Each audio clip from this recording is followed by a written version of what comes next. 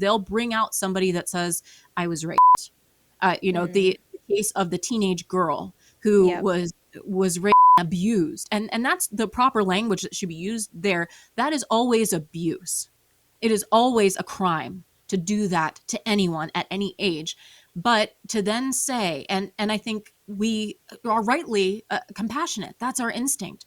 But to then say, well, and because of that, we're going to kill the child. Person, yeah. That does not follow ever. Like if anybody should be bearing that kind of lethal punishment, it ought to be the rape. It ought to be the one who is violently assaulting an innocent person. We then don't commit another crime to absolve the first one. That has never worked.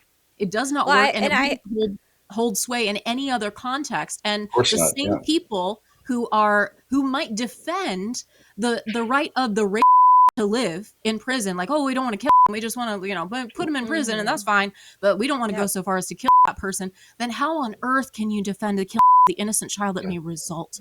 And it also doesn't absolve the crime. It doesn't negate the crime that happened to that poor woman. It just commits further trauma and further violence against her body, against her psyche.